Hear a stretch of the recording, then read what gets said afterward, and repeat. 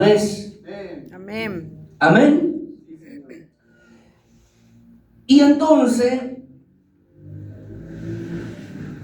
tomando el mensaje de ayer en la iglesia de los pastores Guido, su esposa, su congregación, el Señor nos llamaba, hermanos, a la unidad. Y justo cuando el pastor lee el mensaje de la cena del Señor, yo creo que viene por ahí la palabra para hoy. Amén. Amén. ¿Por qué? Porque cuando nosotros, hermanos, hermanas, cuando nosotros queremos aprender a depender de Dios, necesitamos al Espíritu Santo, la palabra revelada en nuestro ser interior, para que nosotros seamos salpicadores, amén, en nuestro continuo vivir en esta etapa de vida humana, salpicadores de la verdad de Cristo, aquella verdad que su palabra es la que pone como alimento en nuestro espíritu, y ahí es que nosotros pasamos a ser portadores de la presencia divina de Cristo.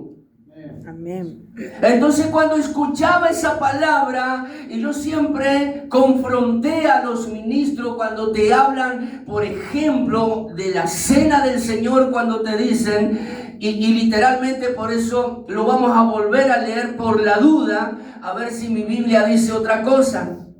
Pero lo que yo escuché que el pastor decía, este es mi cuerpo, o no decía así.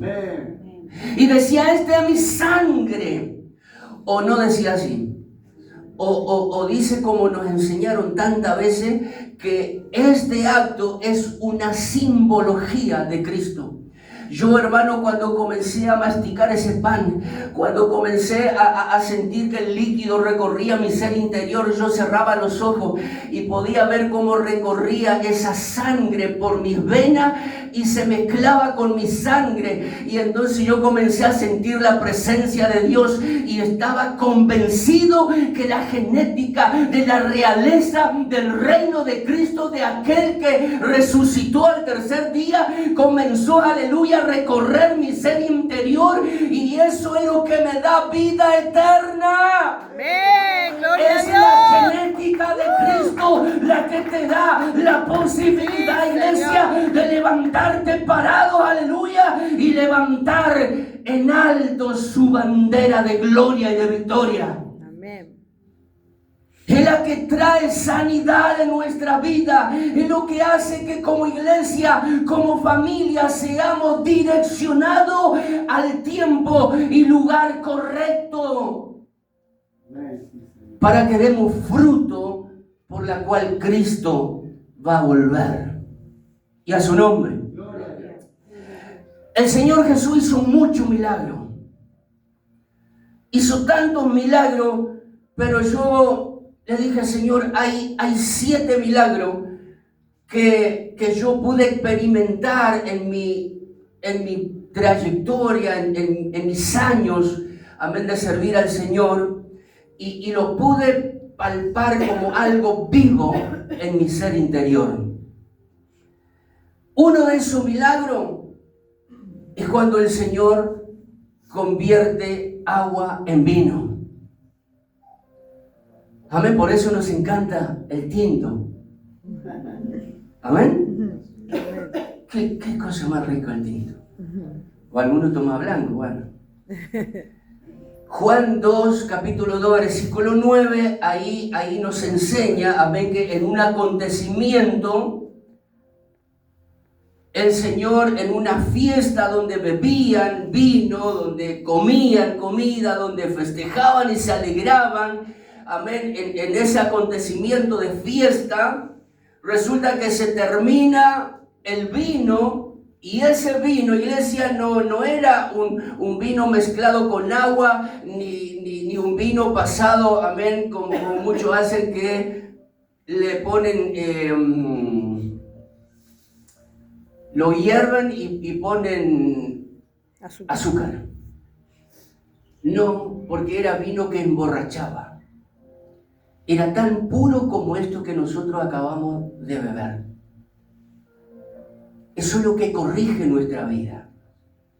Aquel vino que el Señor sabía que era medicina, amén, para la vida, para el cuerpo, para el órgano de mucha gente. Entonces el Señor, uno de los milagros más tremendos que hizo fue justamente convertir agua en vino.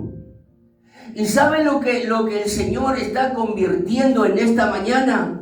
A través de este acto sagrado, puro, que nosotros estamos practicando en su memoria, recordando el tremendo sacrificio que hizo el Señor por nosotros. Lo que el Señor está haciendo es atraernos, iglesia, a una convivencia plena como familia, para que nosotros aprendamos a depender de un solo Padre, una sola doctrina, un solo evangelio, y podamos mirarnos a la cara conociendo, amén, conociéndonos los unos a los otros como familia. No hay nada más glorioso de un papá, una mamá, de ver a sus hijos reunidos, alegre, compartiendo en común la cosa de la vida.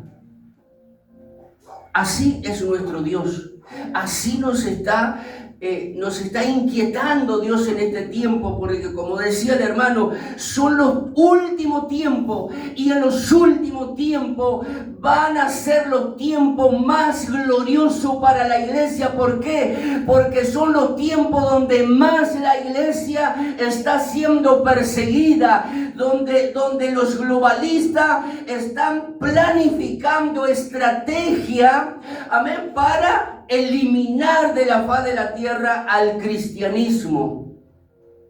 Y vuelve en escena en este tiempo la unificación de dos, amén, de dos potencias que justo crucificaron a Jesús: Israel y Roma. Bendito sea Jesús. El segundo milagro, capítulo 8, 13 del libro de Mateo, cuando Jesús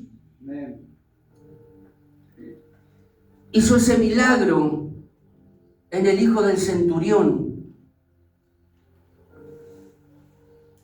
Yo cuando esta mañana oraba a Dios y escudriñaba la palabra, buscando qué mensaje traerles, venía a mi memoria estos pasajes, estos versículos de los milagros. ¿Para qué, iglesia?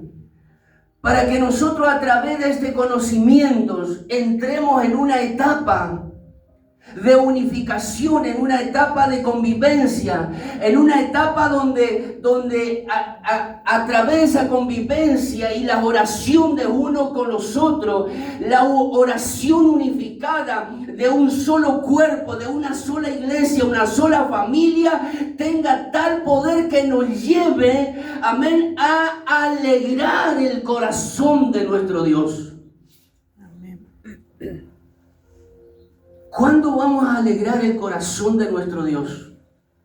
¿Cuándo vamos a hacer posible que cuando nosotros pasamos dificultades, situaciones difíciles en la vida, y tengamos la seguridad que eso sea pasajero, cuando nuestra fe esté realmente madura y nos lleve a depender de la presencia y la palabra de nuestro Dios?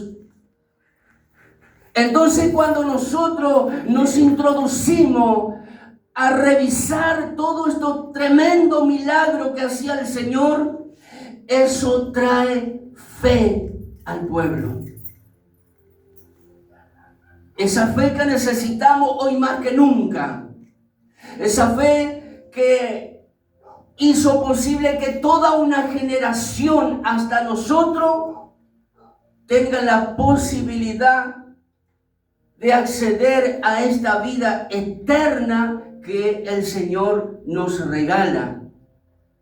El otro es cuando estaba con su discípulo en un gran barco y de repente el mar se empezó a agitar y los discípulos empezaron a tener miedo porque parecía que se hundía, y el Señor le dijo: mar, quédate quieto. La autoridad, esa autoridad, iglesia, que hoy en día también la iglesia necesita. ¿Para qué? Para moldear nuestro carácter, para afinar nuestra relación en la convivencia como familia, entre hermanos, en nuestros hogares, con nuestra esposa, nuestros esposos, con nuestros hijos, con nuestros vecinos. Aleluya. Yo quiero que abra su Biblia en el libro de Daniel. Bendito Jesús. Les quiero hablar un poco acerca de este joven. Daniel tenía no más de entre 15 a 17 años cuando el pueblo fue llevado a un tiempo de esclavitud. Lo mismo, iglesia, como estuvimos nosotros alguna vez. Y de hecho muchos de nosotros estamos todavía pasando cierta etapa o situaciones donde parece que estamos atrapados en esa esclavitud que no se puede despegar de nosotros, de nuestra vida. Hay algo como alguna escarcha que todavía pareciera que nosotros necesitamos de la ayuda de Dios para sacar de nuestra vida. Y eso hace que a través de los tiempos, iglesia, pasamos a ser esclavos de una situación. Este joven Daniel tenía teológicamente, puedo más o menos decir que no más de 16 años. Cuando todo el pueblo de Israel fue llevado a Babilonia y tuvieron un tiempo aproximado de unos 50, 60 años de esclavitud. Porque se estima que Daniel, cuando fue lanzado a la fosa de los leones, tendría entre unos 80 años. Y fallece Daniel bastante joven, cerca de unos 90 años. Y acá en el capítulo 6, vamos inmediatamente a este mensaje, capítulo 6 de Daniel, y vamos a encontrar acá, en este versículo, un poder, iglesia, un poder tal que si nosotros los empezamos a practicar, no tengo ninguna duda que nuestra vida va a comenzar a ser direccionado a una etapa diferente si la ponemos en práctica. Daniel capítulo 6, vamos a leer el versículo 10. Dice así. Aleluya. Cuando Daniel supo que el edicto había sido firmado, entró en su casa y abierto